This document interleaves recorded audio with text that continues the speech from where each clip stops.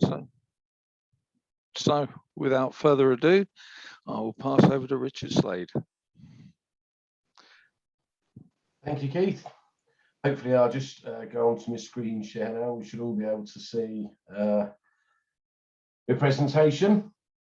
Is that all come through for everyone? Yes, that's fine, Richard.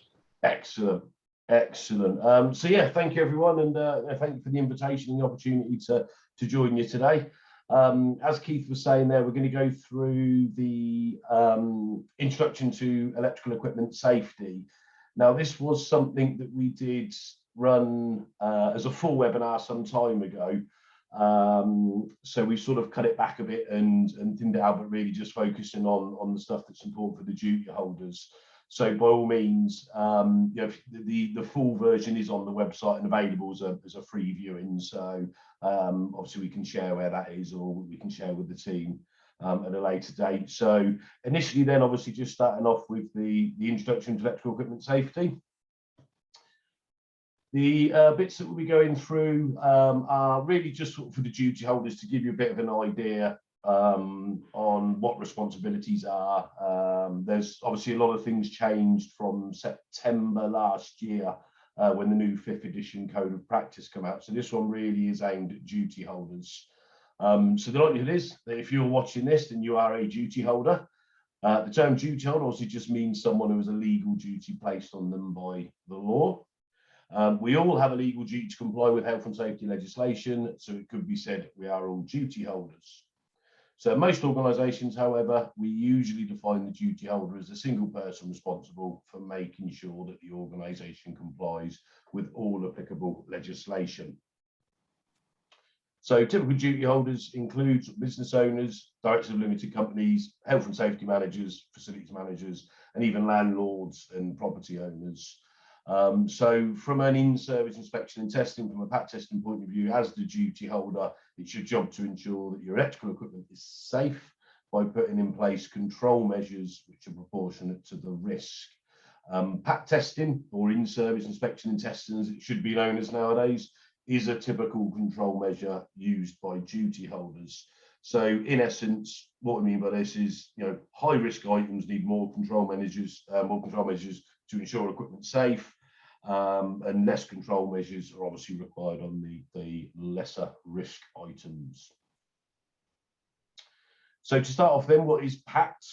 So PAT testing, or to give it its generic name, portable appliance testing, is a process of inspecting and testing electrical equipment in the workplace. So this is an important part. It's not just, you know, plugging an item into a PAT testing machine and it giving you a nice ticker across. It's the whole process, and I'm going to go on to, in the next couple of slides, a bit of a sort of compliance wheel. But in essence, it's visual inspection and electrical testing. So obviously to perform the testing part of it requires a PAT tester. And then the PAT tester, for those who aren't familiar with PAT testing generally, is obviously just a piece of electrical test equipment, and it allows us to check the electrical safety of equipment. So earth connections and insulation, to make sure that's all functioning safe and working correctly. So effectively, it's all the PAT test is sort of checking all of the bits that can't be seen by the human eye. So when performing PAT testing, we're using a process of visual inspection, electrical, and the important third one there is also the functional tests. Unfortunately, that's the one that gets missed out the most. It can be the embarrassing one as well, because you could typically pass something under a PAT test, switch it on and it doesn't work. So the functional test is obviously very important. And then by that, we can determine that an item of electrical equipment is safe for continued use and that no maintenance is required. Those are the two sort of key areas that they use in guidance notes and booklets and the Code of Practice, is primarily that it's safe and that it requires no maintenance. And the general rule of thumb is each item must be treated as unsafe until we have confirmed its safety. So we have to isolate the equipment, visually inspect the equipment, and only then, when we've done those two things, do we progress with the electrical testing, and then finally the functional testing when all of the other inspections have passed. So this was the compliance tool that I mentioned earlier. So inspection and testing are just part of the whole PAT process. So this process is widely adopted by companies all around the world to manage the safety of electrical equipment in the workplace. And it's based on risk, and inspection and testing is sort of control measures used to mitigate risk to acceptable levels. So if we're looking at the illustration here that we've got up on the right hand side, this is sort of our PAT process. And as you can see in that illustration, just in the bottom left corner there, that actually the inspection and testing part of it, which a lot of people sort of associate with PAT testing, is just one part of the whole process. So just to give you a bit of an idea on what the process is. So we're starting up in the top right hand corner. Obviously, we've got the compiling the asset register. Now we will go through in the presentation as well what equipment is included in service inspection and testing. But ultimately, we're compiling the asset register. We've then got determining the environment. So obviously, is it construction site, school, hotel, office, place where public's got access to equipment, that sort of stuff. The user of the equipment, again, is it visitors, is it the public, is it trained staff? And then the construction type. And then what we mean by the construction type is its class of equipment. So again, if it's class 1 and it's earthed, class 2 if it's double insulated, obviously class 2 is deemed more safer than class 1 equipment. So we have to determine what categories our equipment falls under.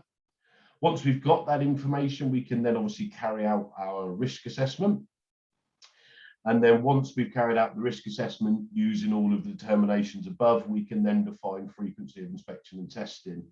If anybody is familiar with previous versions of the Code of Practice, they used to sort of supply a nice table that gave you some environments and some equipment types.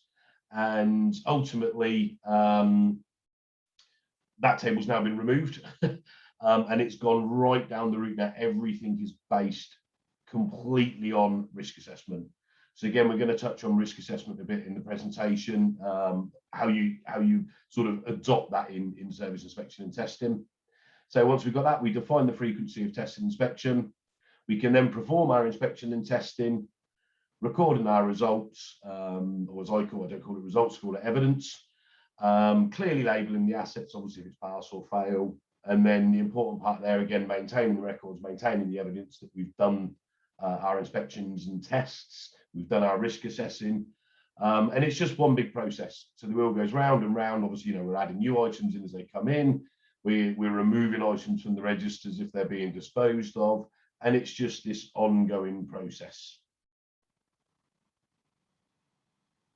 So when we look at in-service inspection and testing them, and as detailed in the Iet Code of Practice, there are three parts to the whole process. So we have the user checks, we have the formal visual inspections, and then we have the combined inspection and test. So user checks are really important. Again, it's the one that's not adopted as much as we think it should be or should be in the workplace. It's very hard to sort of, I suppose, monitor, maintain it. But this is where obviously users check their own equipment, maybe before use. And the reason that they are so important is that the users themselves will be able to quickly identify any sort of obvious defects with the equipment. And when we have our formal visual inspections, these are carried out by the competent person. So these one tends to be a bit more thorough, they're a bit more intrusive. In a user check, you wouldn't be expecting anybody to, take apart plugs, check terminal points or anything like that. So user checks are very sort of general. Look at the equipment, look at the flex, look at the plug top. Does it all look as it should do? So formal visual inspections, obviously it's in the name, it's more formal, it's done by a competent person. So formal visual inspections have to be logged, user checks don't. And then obviously we've then got our combined inspection and testing, which again is done by the competent person, and formal visual inspections are part of the inspection and test process. So just to give people a bit of an idea on how we've advised it can be done, and conversations we've had with some of our customers, is user check processes can be implemented by regular sort of health and safety bulletins to staff. It could be part of staff inductions. Obviously they'll need training and stuff like that, but there has been a lot of emphasis as of late put on user checks to the extent where now in the Code of Practice book, they've actually got a whole section on user inspections and a good sort of training manual, I suppose, on how you can train staff to carry out user checks. And again, toolbox talks, regular email bulletins, that sort of stuff is a way of managing it. Obviously, a duty holder can't walk around and check that everybody's done it and watch them do it. So a well-designed pack testing system there, as it will say, will utilise all three. If you are doing all three, then obviously when it comes to your risk assessing, your combined frequencies of inspection and tests can be increased, your formal visuals can be increased. If you're not doing user checks and you're not doing formal visual inspections, then obviously your combined inspection and testing would need to be carried out more often. So again, why do companies do PAT?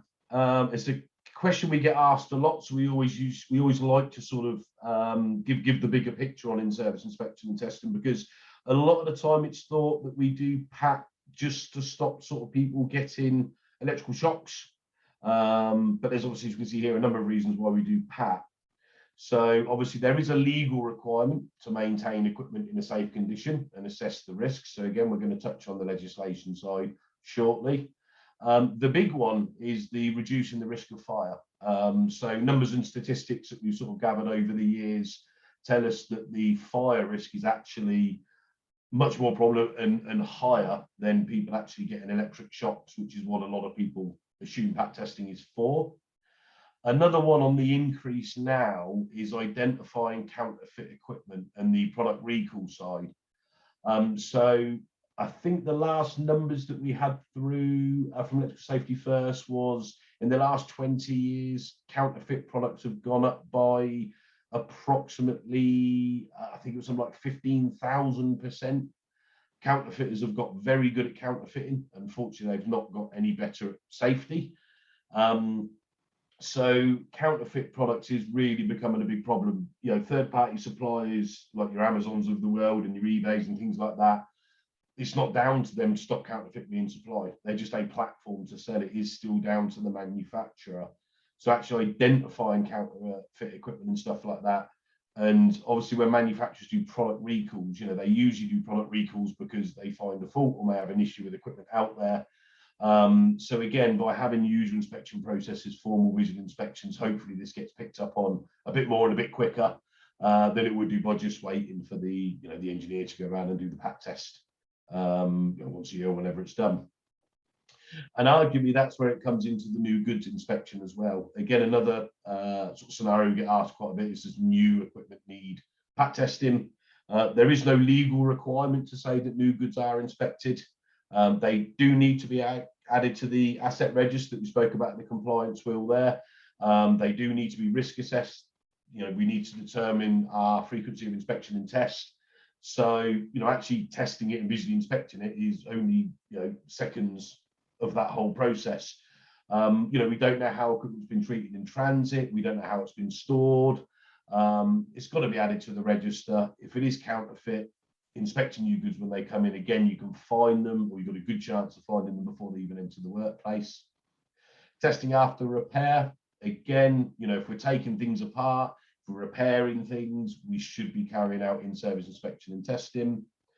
The big one is, again, some people may be aware of it, some may not, but a lot of insurance companies now are stipulating in-service inspection and testing as part of their terms and conditions.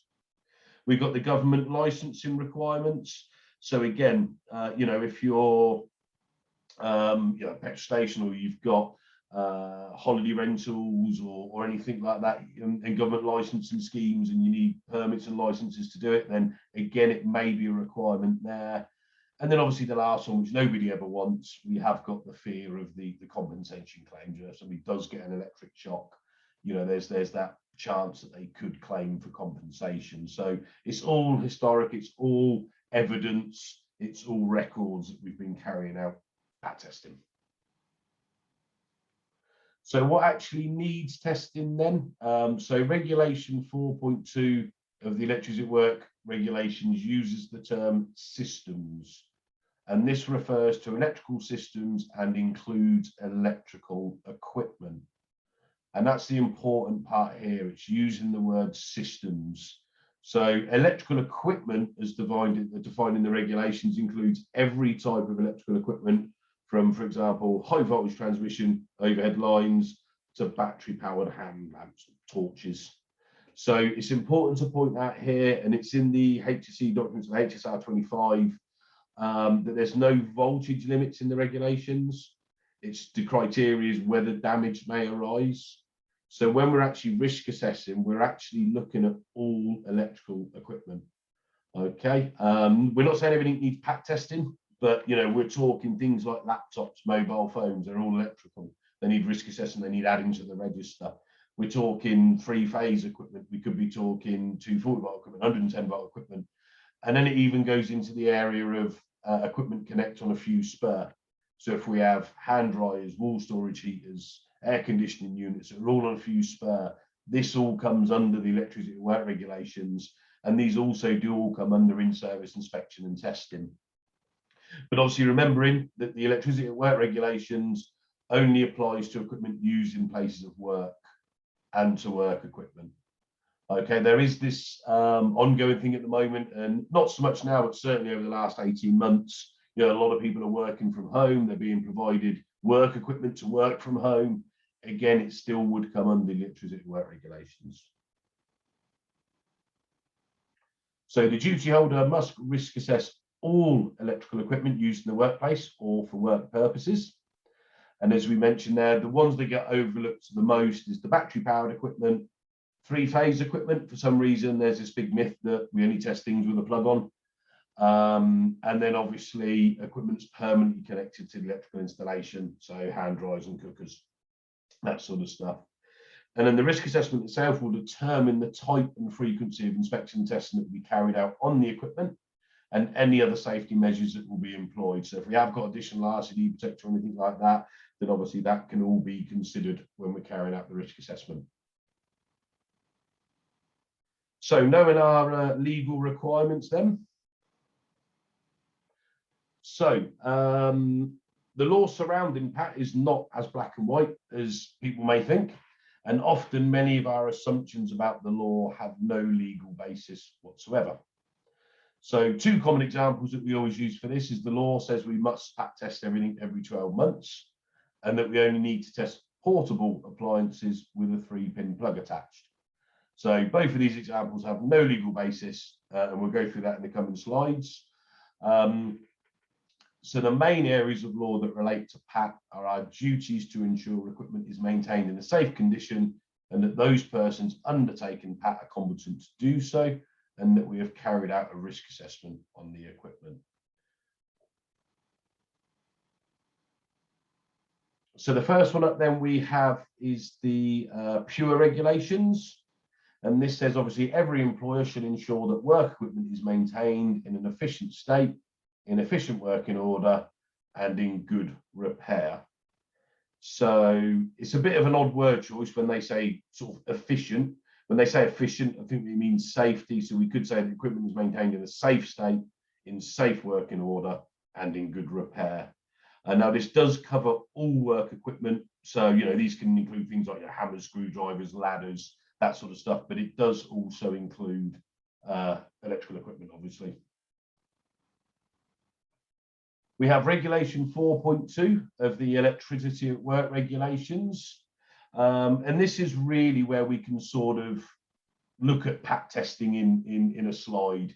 So as may be necessary to prevent danger, all systems shall be maintained so as to prevent, so far as is reasonably practicable, such danger.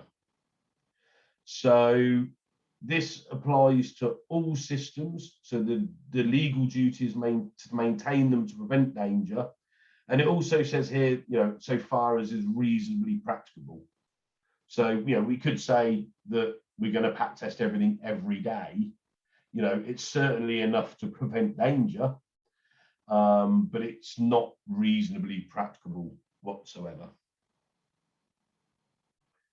And we've then got the management of health and safety at work regulations. It's quite a long one. So every employer shall make suitable assessment of the risk to health and safety of his employees to which are exposed whilst at work, and to the risk to the health and safety of persons not in his employment arising of or in connection with the conduct by him of his undertaking.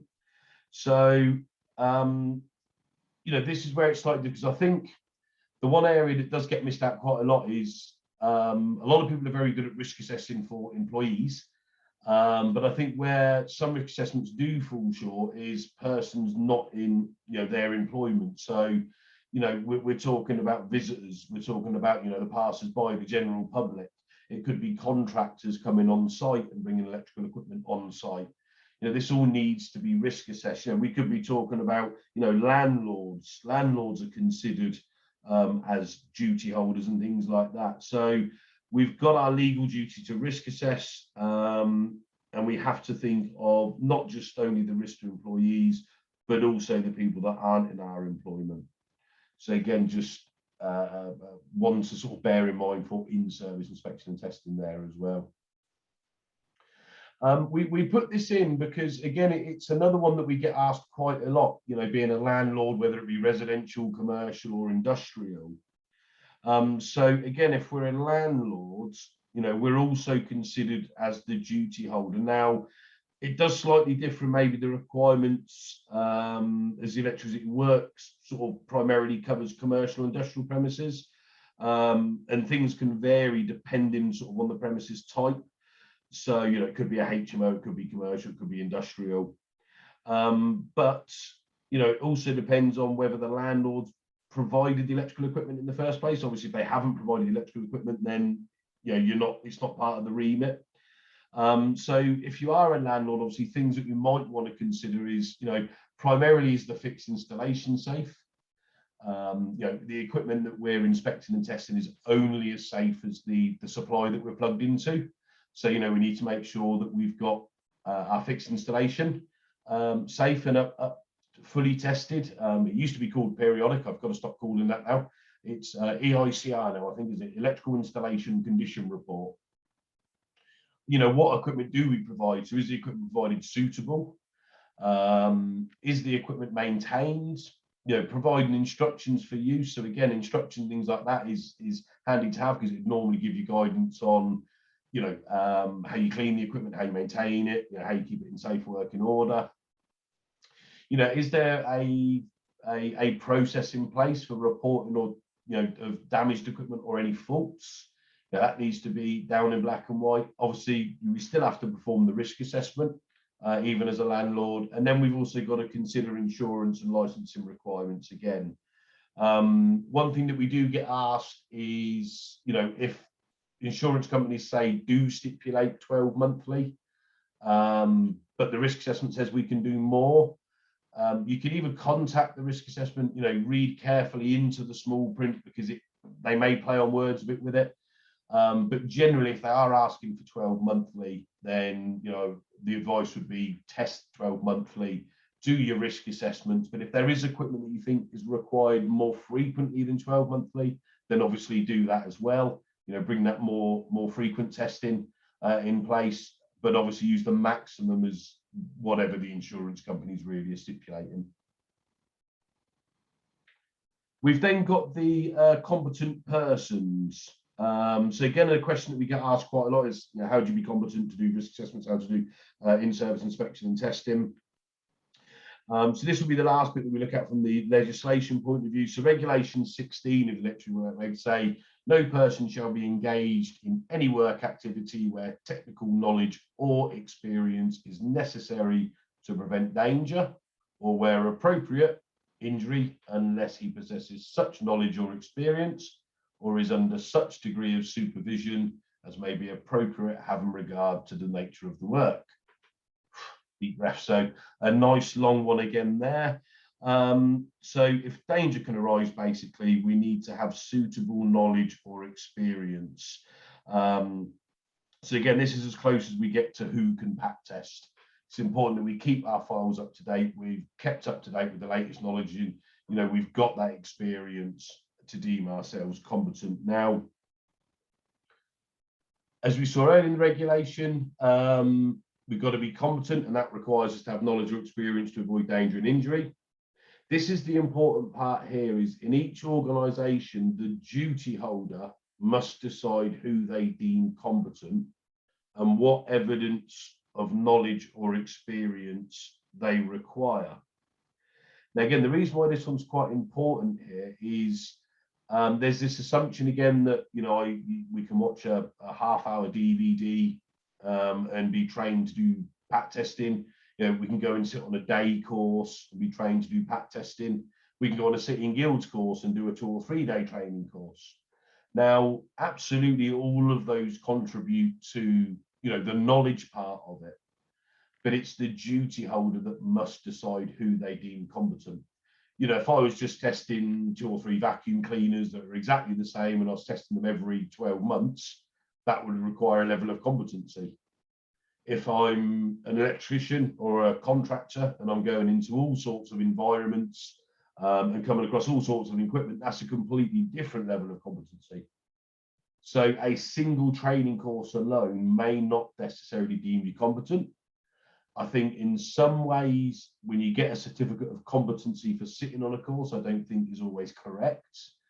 A certificate of attendance, you know, it goes towards, as we mentioned, that knowledge part of the competency, but ultimately it's the duty holder that would deem somebody competent. And competence, as we say there, is dependent on many factors, and the more complex the range of equipment environments, the greater the knowledge or experience we must have to be competent. So when we look at the HSR 25 and it states the scope of technical knowledge or experience, these are basically the boxes that we've got to tick. So we've got to have an adequate knowledge of electricity, adequate experience of the electrical work being carried out. So, you know, what tests do we do and why are we doing them, how are we doing them? An adequate understanding of the system to be worked on and practical experience of that class of system. So again, that could be its class 1, class 2, that could be if it's fixed by a fuse spur, it could be battery operated equipment, that sort of stuff. Understanding of the hazards which may arise during the work and the precautions we need to be taken. So again, that's, you know, obviously just working in your safe environment. Don't start testing things on people's desks and things if they're still working on it. You know, don't test on metal benches, that sort of stuff. And obviously, you know, the important one there, the ability to recognise at all times whether it is safe for work to continue. So as I mentioned, not a single training course can make a person competent. It's a combination of the up-to-date, and it's important there, up-to-date. You know, doing a pat testing course 15 years ago doesn't necessarily give you the up-to-date knowledge. And experience in this has to all be supported by evidence. And that allows the duty holder to determine who's competent and who isn't. For those that are looking to work in this industry and are involved in in-service inspection and testing, it's important that you build up that portfolio of your training and experience and that you share that with your employer or potential customers if it's contracting. And if you are a duty holder, you must ensure that the competence of those you're allowed to carry out PAT on your behalf. Now, that also does include electrical contractors. So if you have subcontracted out testing and you've got an organisation to come in and do it on your behalf, then all of these factors need to be considered again. You know, a lot of the time historically, it's sort of, well, we've got on a contractor, they come in and do it, not our problem. You know, they know what they're doing. We still have to deem them as duty holders competent, you know, make sure they've got the right training, ask them for their portfolio of training, make sure the equipment's calibrated, you know, make sure they're doing the test correctly, they've got the right public liability insurance, that sort of stuff. So we're now going to take a quick look at sort of guidance and industry best practice. And again, this is quite one we get quite asked quite a lot of questions on, and is really quite important that we do cover it. Is there are different types of PAT or in-service inspection and testing. So the one that is most popular, the one that most people work by, the one that we probably all know most about, is the Iet Code of Practice. Now that's currently on the 5th edition. That was brought out in September last year. There has been a new one released only in the last 3 or 4 months, which is a British European standard, a BSEN 50699. I've seen a copy of it. It's primarily a lot like the Code of Practice was probably in the 3rd edition, something along those lines. It seems quite old to me. Not many people have adopted it, I don't think, but obviously worth being aware that it does exist. And you know, obviously, whether you're testing to the Code of Practice or whether you're testing to the 50699 standard. Obviously, the health and safety executives themselves have HSG 107. That gives you guidance on electrical equipment in the workplace. So again, definitely worth, if you haven't already, you probably already all have, getting a copy of that. Medical equipment is always the interesting one. So with medical equipment, if there's equipment where you're applying parts to a living being or a living something, it does actually come under medical testing. So it's what they call patient applied parts. So obviously, you know, dentist surgeries, doctor surgeries, hospitals are the main ones. You could argue tattoo parlors, spas, you know, beauty parlors, stuff like that. Is if you've got parts applied to people, then it comes under medical testing. So EN 62353 is the guidance for in-service inspection and testing of medical equipment. So that's sort of the medical version of the 5th edition Code of Practice. 60601 is more sort of the manufacturing of medical equipment. We do have a sister company within the Seaward Group called Rigel, and they do have, very much like our guide to pack testing book that we do, it's a free download. They have a free guidebook for testing to 62353. So if you think you may fall in that area, definitely worth getting yourself familiar with the 62353 standard, because there is additional tests and things that you wouldn't need to carry out above and beyond sort of pack testing. We then have production testing. So we've got the 60353 and the 62368. So that's end of line production testing. 60353, I think off memory, is domestic goods, and 62368 is IT and broadcast equipment.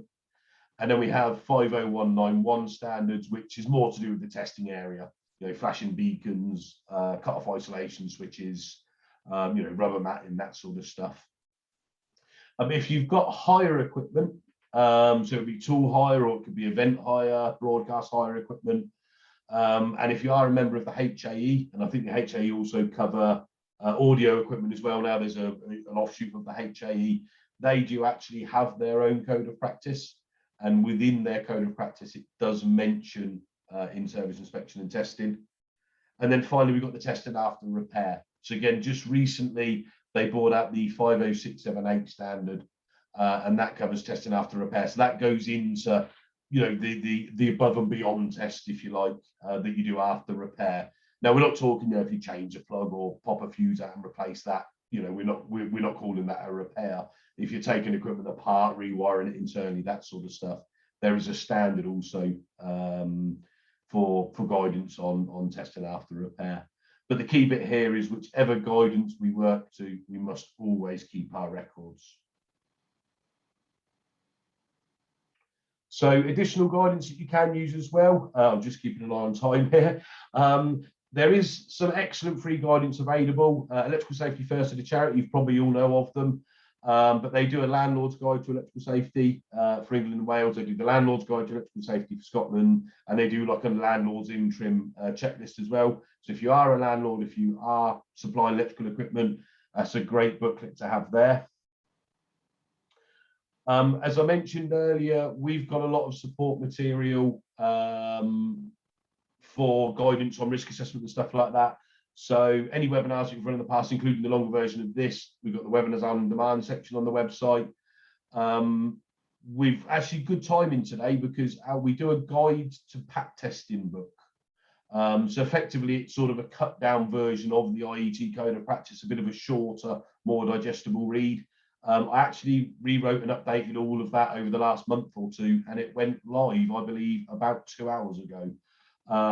So that's all there and up to date now. And then a lot of what I do is obviously the YouTube videos. These aren't product salesy videos. These are how-to videos. How do I test fixed equipment? How do I test extension leads, computers, laptop chargers, that sort of stuff. So again, we're here to support the PAT industry and offer as much guidance as we possibly can. And then as an offshoot really to this and what we did from this webinar that we did of our own not so long ago, we also have the consultation services. Again, it's a free one-to-one consultation. So we'd go through the requirements of in-service inspection and testing, not just, you know, plugging in the pat and hitting some buttons. This is the whole process all the way through from that compliance wheel. We check the compliance, we issue a personalised report, and then we can give you an action plan on what might need to be improved, what you might need to consider, policies or documents that you may you know, need to tweak, update or change. And again, dedicated email address there, the patquestions@seawood.com. If you want any information, if you have any questions, if you want to book these free consultations, by all means, obviously feel free to drop us an email.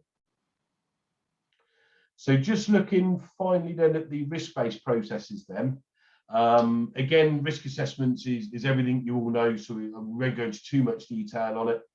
But the IET risk assessment guidance, there is no table now. So as I mentioned, that table of frequencies of inspection and tests, that has now disappeared. It doesn't exist. So really, we've got 3 levels of risk assessment we can look at when we're doing in-service inspection and testing. So the first being item level risk assessment. That's really the gold star level risk assessment. You know, you risk assess every single electrical item, log it, and document it. Group level risk assessment is probably the most common. So again, we'd group PCs used in offices, but equipment types can still differ. So we might have PCs used by students or in, you know, primary and secondary schools. It poses a higher risk. So again, they can be grouped that way. Company level risk assessment is the one that I like to call it the risk assessment for convenience. That's when we just say, right, we're going to test everything every 12 months. You know, some stuff might need testing more frequently, some maybe not as frequent. So it's sort of that's a risk assessment, I suppose, based on convenience and not risk. But whichever method we choose, we should document and obviously document the outcome. And then you have got the HSE publication INDG 163 that also offers guidance. So when we're looking at probability of equipment requiring maintenance, then just so you're aware of how we can implement risk assessing within service inspection and testing, because it's not just as general as risk assessments. So we've got to look at the environment in which the equipment's used or stored. We've got to look at the type of user, so who's using the equipment, the training they've had. The construction class, so whether it's class 1 or class 2. You know, the equipment type, handheld equipment is obviously going to be more of a risk than equipment sat there stationary.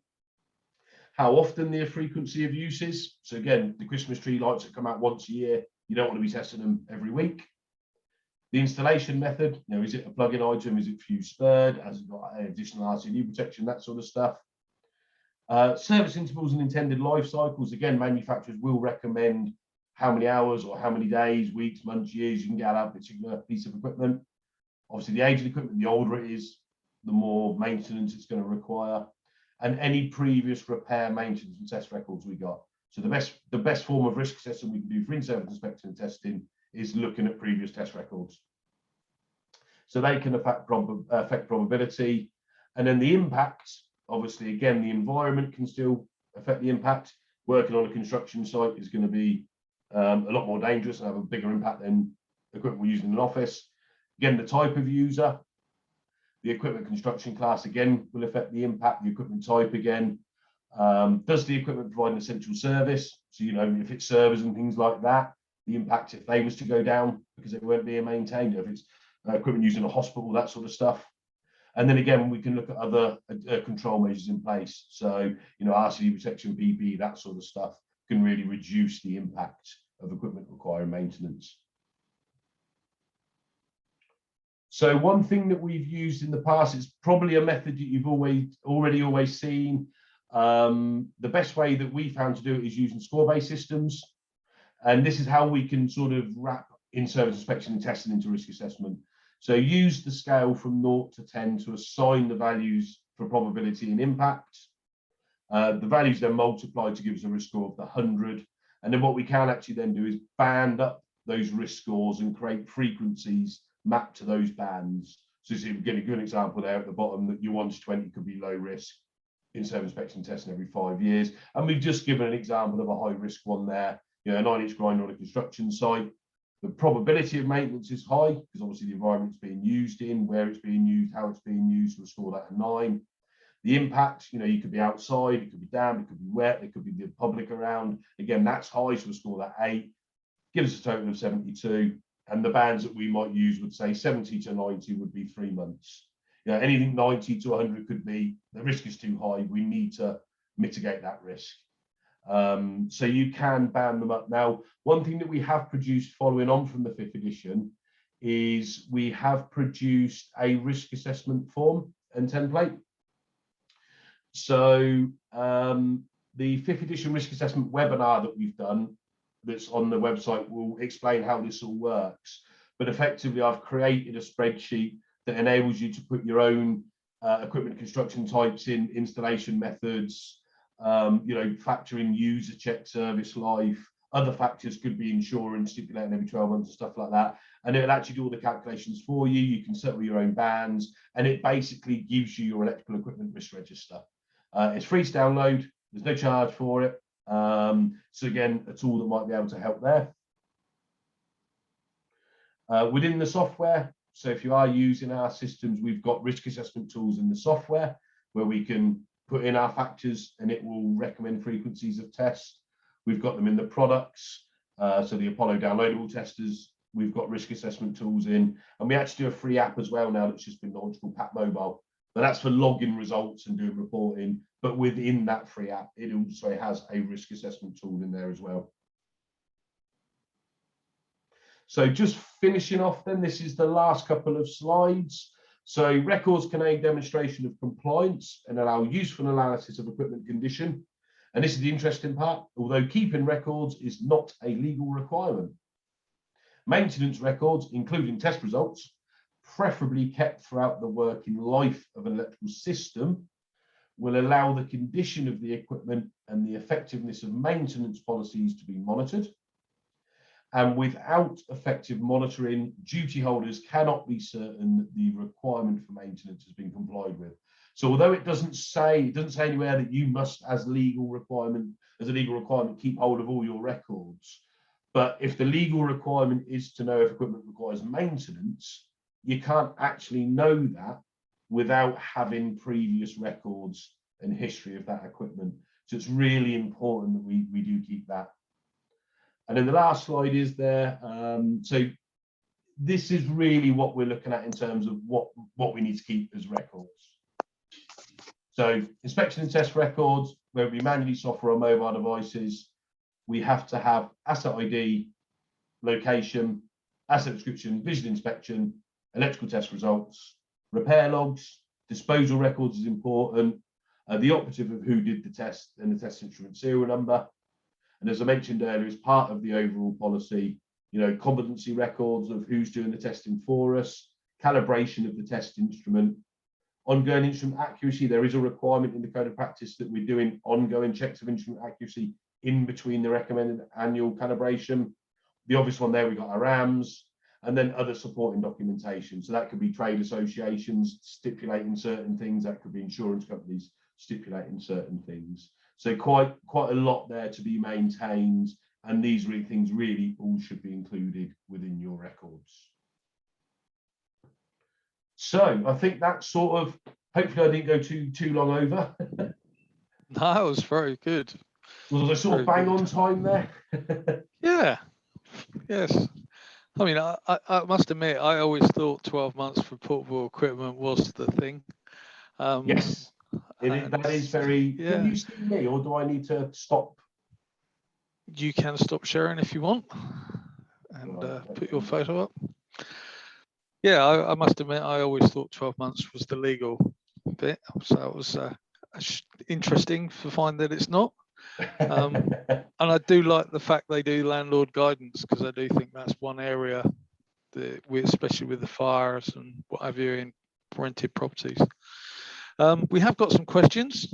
Got a couple from Nathan. He asks, what do you think that PAT testing will become a legal requirement? Again, it is a question we get asked quite a lot.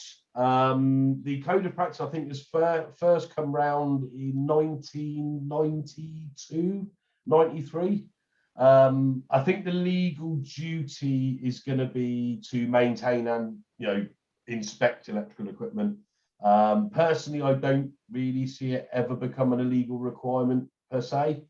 I think it would be very hard if something was to go wrong if you weren't complying with electricity work regulations and going by the guidelines of the Code of Practice. It then does make things tricky.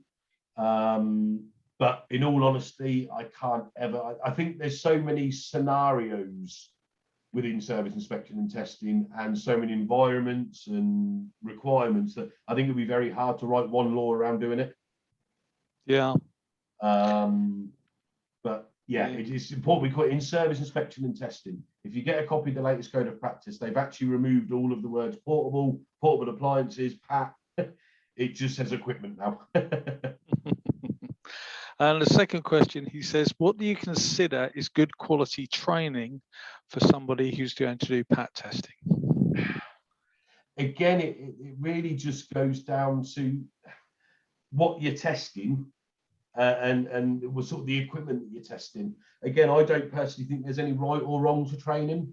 You know, I think if you can tick those boxes in the competency side and you can understand why you're doing particular tests and inspections on the equipment that you're testing, you know, you can't beat up-to-date knowledge and you can't beat experience. My experience with training is, you know, I might go and sit a day course. They might make me test a lead and a kettle, but then I turn up on site and I've got three-phase equipment, I've got long leads, I've got fixed equipment. I've not trained any of that. City and Guilds training, it is a recognised accreditation, don't get me wrong. But again, they teach you how to pass the exam. So a lot of it is very heavy theory based. So I think it's really just understanding what you're doing. When I do training and when I'm online and doing training and talking about policies and things, a lot of the time we'll ensure that when we do the practical, we're doing practical on what they're actually testing. And it's very specific and bespoke for them. So again, it's really just understanding why you're testing and what you're testing. And then that really does give you a good basis to be competent to go out and PAT test. Okay, good. Roger asks, what do you recommend as the testing regime for RCDs? Do we mean sort of plug-in and portable RCDs? Or RCDs on distribution boards? If they're portable RCDs, obviously, because RCD testing on installations is part of the EICR. If it's portable RCDs, so plug-in RCDs or RCD protected extension leads, again, it all depends on, you know, if you've got RCD protected leads in offices and things like that, the risk is much lower. If you've got RCD protected extension leads being used on construction sites, the risk is much higher. So it might be that you implement an annual, I mean, leads are always good, I think, annually, as if they're in office environments and things, because they tend to get trodden on, wheeled over, you know, pulled around tight corners, that sort of stuff. Obviously, construction sites, if it's being used outdoors, obviously a lot more frequently. And really, I think setting your frequencies based on the environment is key, but there's no harm in, as part of the user check process, doing the old self-test, you know, make sure it operates. But again, and this is why it can't really become law, because it can be very wishy-washy. You know. Very true. Craig asks a really relevant and interesting question. Possession of home equipment or IT equipment for work while working at home. So how do we stand on that one? COVID still comes under the electricity work regulations. So it's still all of the same risk assessments and things that you apply to equipment you give somebody in your office on their desk applies working from home. You know, you may need to risk assess it. You may decide that user inspections are more frequent than ever, but actually you do need to implement some sort of inspection and test process. I have known some companies now to adopt, because a lot of people still are working from home, where, you know, they'll have members of staff come in at given slots and they'll test equipment and send it out. Some that are lucky enough to do so will send tested stuff out and pick non-tested stuff up. Obviously, I'm quite lucky because I've got a room full of PAT testers, so I can just do my own here. We actually have, though, again, if you go onto the Seaward website, right at the very start of the pandemic, because we knew it was going to become a thing, was under the news section on our website. We've actually written a whole article on guidance and what you can introduce for safe working at home. And it does go through all the factors to consider, what you can do, options you may have, that sort of stuff. Yeah. Oh, that's good. That's good. Claire asks that she works for globally around the thing. Are there major differences around the world for in-service testing of equipment? There's actually only about 6 or 7 countries, I think, that do it. So sort of here, Germany, Holland, Australia, New Zealand, and Italy, I think, do it now. So what we do here, I mean, Germany, for instance, their VDE standard goes very much based on our code of practice with additional things. They like to power everything up and do leakage and stuff like that. In Australia, they just put RCDs on absolutely everything. So RCD testing's a big thing over there. So I suppose it depends what guidance they offer over there. What is very common, though, is global organizations. So, for instance, like we use the example of the BBC. We do a lot with the BBC, and they've got offices in America and all around the world. And it's the same with big hotel chains. Whatever they do in the UK, they'll adopt to all of their other offices, just as best practice. But again, it's not even a requirement or guidance in some countries. Some people just don't. America don't do it. They test everything end of line production in America, but then when it goes out the door, nobody cares how safe it is or isn't. It just gets used. So it all depends where. Yeah, say there's only 6 or 7 countries that are doing it at the moment. Okay, that's all the real questions we've got in the chat at the moment. So thank you very much for your presentation. My pleasure. And if there's any more questions appear, then I will let you know, or you can see them yourself, actually, can't you? I was just having a look at the chat at the bottom, yeah. We've just been joined by Jimmy Quinn, who's the IOSH president, and I understand he wants to say a few words. So, Jimmy, can I pass over to you? Thank you very much, Chair, and thank you for allowing me some time to speak to yourself and some branch members today. I'm sure the presentation was very worthwhile, Richard, and thank you again, Keith. Well, I'm on my best bib and tucker today because I don't often get the chance to wear it, especially in this virtual world. So whenever I do get the chance to wear it, I always make sure that it's all polished and ready to go. And I am here to make a small award today to one of your outstanding volunteers, Chair. So if you would care to give me a moment, we'll go through some nice words here. So one of the first things that I'd like to say, Chair, is that I'm here today to present a President's Distinguished Service Award. This volunteer that I'm about to speak about has been an IOSH member for a few years and a member of this branch for some time.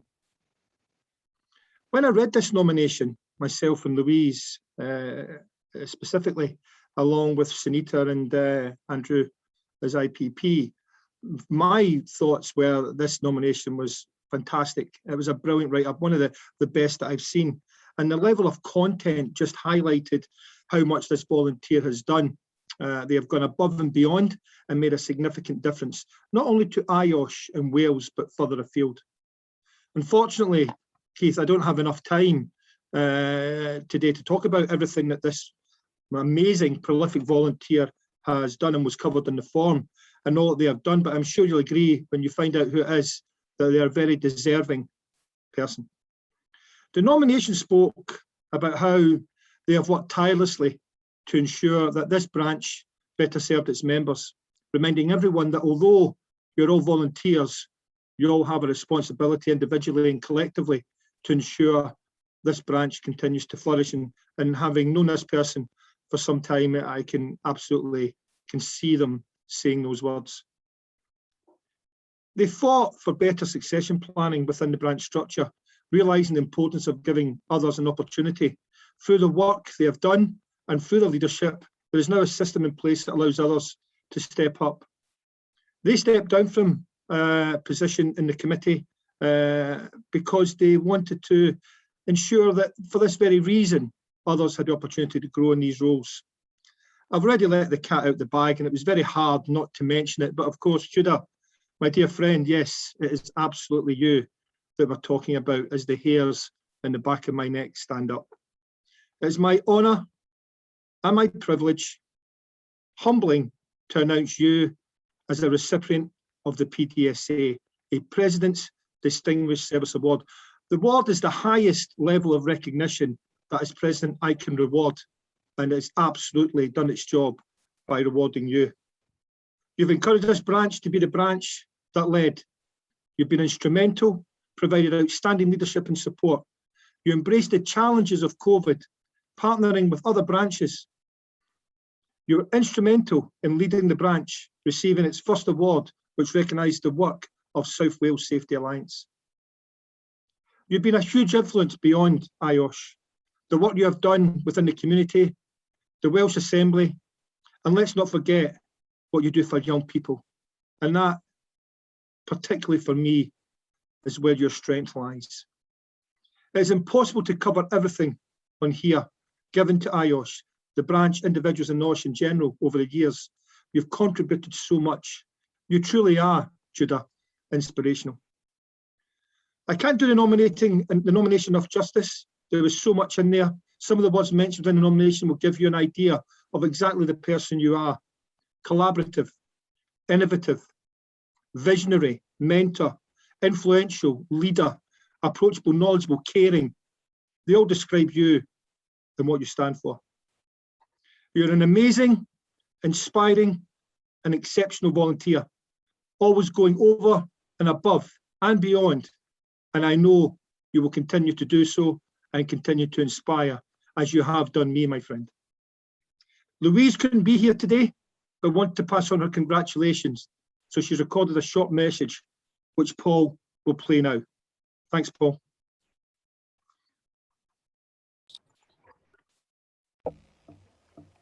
Hi Tudor, hello to the South Wales branch and to everybody else wherever you are today. I would have really liked to have been there in person today to wish you congratulations, Tudor, but I'm training all day today so I couldn't be there. But very many congratulations from me. This award is so richly deserved. What you have done for Wales and beyond has been incredible. You and I have worked so closely on many different projects that have benefited IOSH members just around the world. And as we went into lockdown, as we went virtual, we've done some great work in partnership with different branches. I know that I'm sure there's people from IOSH Chiltern branch on the call today who would wish you well as well. And I know that the best is still to come and that you're still working on all those different projects. For me personally, you've been a source of inspiration and great support, which I'm eternally grateful for. And we will get that thing done that we're working on between us. And yeah, I will. I know I've got to get onto it. So yes. But have a great rest of the session and very many congratulations. Thank you very much, Louise. And just before I pass on to you, Chair, again, from my perspective, it's been wonderful to hand out 7 of these PDSAs in my year this year. Louise will continue to do so. And when you look at the last few years, we hardly gave out 1. All those amazing volunteers, much like Tudor, and the rest of the volunteers you have in your committee and in your branch as well, Keith. I thank you all for your time and pass over to you, Keith. You probably want to speak to Tudor. Thank you very much, Jimmy. Congratulations, Tudor. Well done. Well, I feel I've been ambushed, to be perfectly honest with you, Keith, but that does make me sound a little bit ungracious. First of all, I am absolutely gobsmacked. I really am. I was when I thought Jimmy was coming on, I thought, oh, great, nice to have Jimmy on board, because he's such a great guy. Not because he says nice things about me, whether they were written down, but I've been lots of his coffee mornings recently, and just such a fantastic initiative. And I'm not going to let the cat out of the bag and tell you what thing I've got with the incoming president. I'll keep that a secret, but we'll keep that between us all. But I am really, really grateful. I am humbled. I really am. I know even today, I can see the guy on the screen now, Marco from Brazil, just coming on our meeting, reaching out to him. He's got his thumbs up there, and I dropped him a little message. We've just been on LinkedIn, and often it's just so much that we can all do for each other and learn. And I've enjoyed that so much over the last couple of years. But as you know, Keith, and all the others, we had a lot of hard work to do in the branch to turn things around. But I saw that. But everyone else worked towards it, didn't they? And everyone else has made it. And have 70, 80 people on our meeting today from all over the world joining us is just such a fantastic reward for everyone's hard work. And Jimmy, thank you. Everyone on the committee, thank you for your faith in me as well. And I'm just totally. Well, I'm not normally lost for words, as you will know. You usually can't shut me up, but I was just fantastic. Thank you very, very much indeed. I'm honored, really am. Well deserved. Well deserved. You can smile, you can smug there, Mr. Quinn.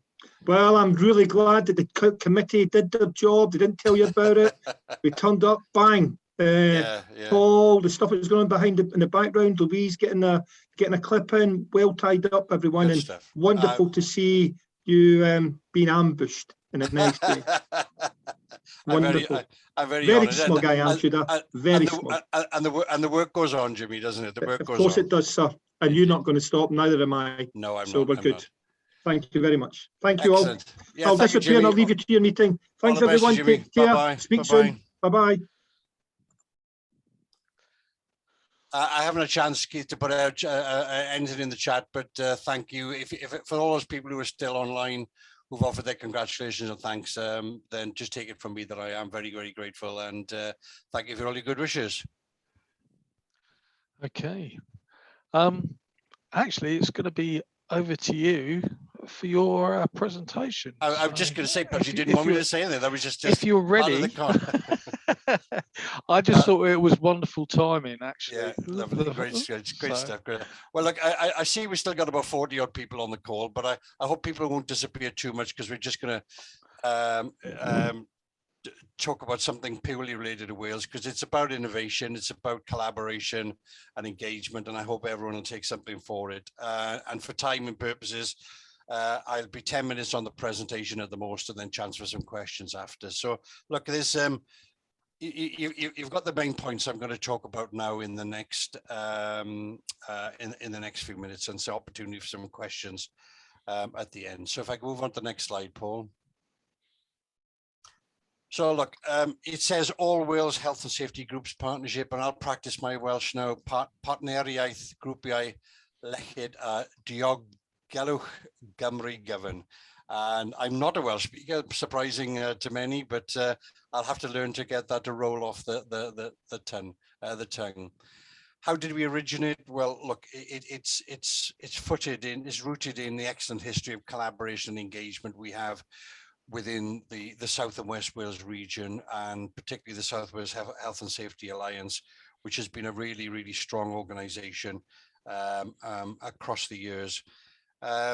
I was also familiar with the Scottish model, which includes organisations called, if you like, PUSH and FAS. PUSH standing for Professional Organisations in Occupational Safety and Health, and FAS stands for the Partnership on Health and Safety in Scotland.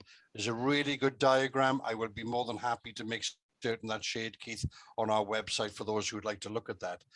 Are we following the Scottish model directly? The answer is no, not literally. We will go our own way, but there will be great similarities. And we have already collaborated with them in Scotland in terms of sharing with the HSE there and key people their journey and how that'll help us. There's a bit in terms of, again, how did the group originated? Certainly from my point of view as an IOSH member, a big nod to our objectives, including collaboration and engagement, and wanting to go beyond the South Wales Alliance and be truly all Wales. And it was a branch objective. And I'm always very grateful for the 2 years I had as the chair, to the branch supporting the fact that we continued to promote the initiatives of being broader in our outlook and broader in our engagement. And we brought Karen MacDonald in from past IOSH president in and very senior person in collaboration and engagement within Rossborough, amongst many other things, to talk to us over 12 months ago. And many of you may remember that meeting. And that really started the ball rolling a little bit further.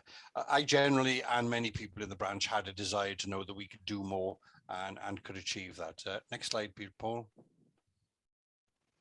So what's our membership and our constitution? It's certainly very early days. I'm certainly, I'm honoured by many things today, but I was certainly honoured to be asked to be nominated as the first chair and to get the approval from all the other groups involved in this. Our presentation, our representation is pretty simple. You know, certainly at least at this stage, there are 8 safety groups across Wales. That's the 3 IOSH groups.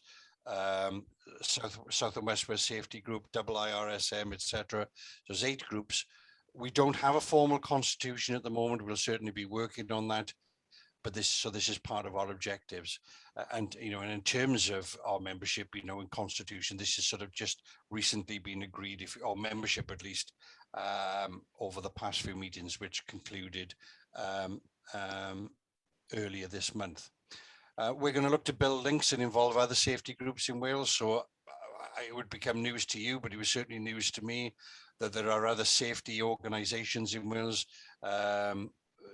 You know, there are just many other groups out there that represent the interests of trades or sectors. They could be to do with housing, they could be to do with education, they could be to do with government, they could be to do with anything. And we want to feel that there's a part to play to bring in those on board at some point, either as full members or associate members, and to be truly collaborative of all the safety groups in Wales.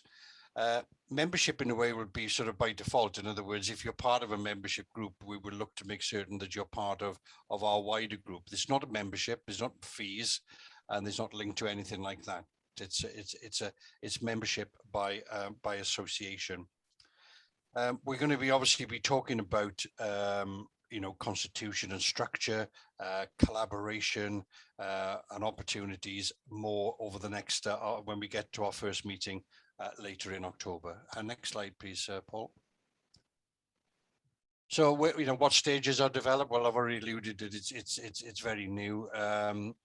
Move from a steering group to a new process under the group's name, with chair, myself, one representative from each of the safety groups. We're certainly early days, as I've said.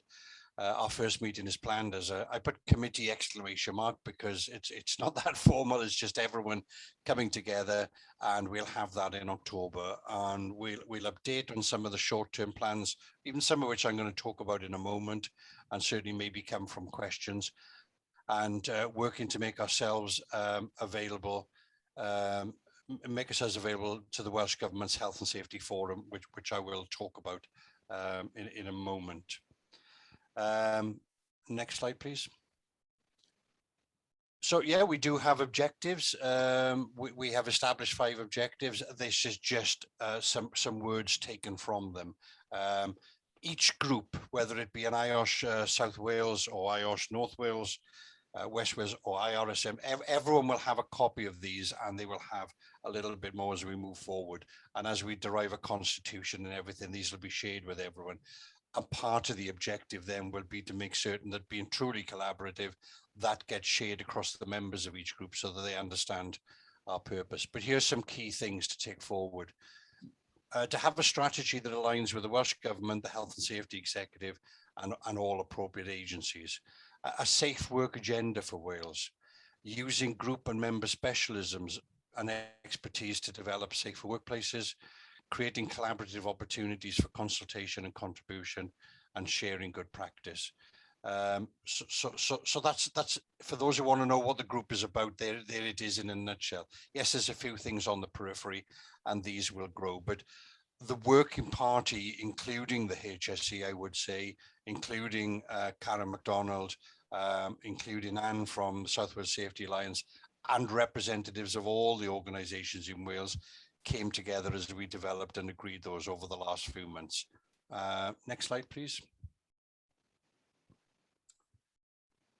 So we've seen our objectives. What are our plans? Well, we've already started on one, because if I go back to where with the first slide, I said about how the group was rooted and how it was sort of founded. But one thing I sort of left out of that is I was approached, just a phone call or email one day from the Welsh Assembly saying, look, there's a slot within our Health and Safety Forum.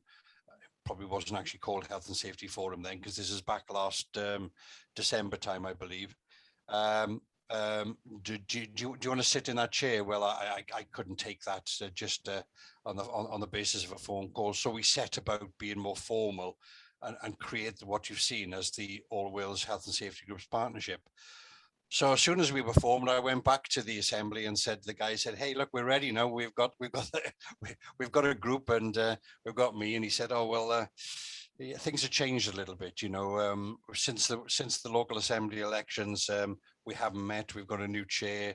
We've got a constitution, and we're not saying no, but we are actually."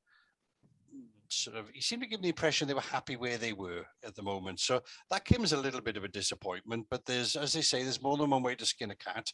Our plans are to have firm representation, showing that we're organised and structured, and to go back and keep going and knocking at the Welsh Government's door to see that we have that level of representation engagement with them, because we certainly have it, as you will know, with the HSE. But there's more to be done. We're going to keep developing the links. We're going to have a clear plan to deliver against its objectives, and we're going to develop awareness and opportunity for safety professionals and everyone engaged in health and safety through all the aforementioned groups as we move forward. Next slide, please. So how can you get involved? Again, I think this is somewhere where there is a fair amount of work to be done. We will always make certain that as we meet, we will publish any information that we have, and it will go through the 8 representatives to the groups, and we hope that they will disseminate that down at meetings like this so that people can be kept up to date. At the moment, we're very much still in that formative stage. Doesn't mean to say we're just going to tread water.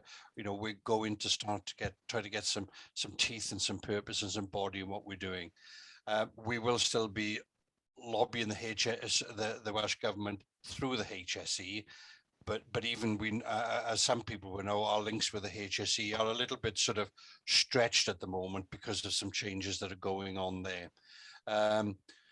But what we want you to do is support and promote the group where you can. Look out for opportunities that the group presents you. And I'll give you one example at the moment, and you can see how you can support them.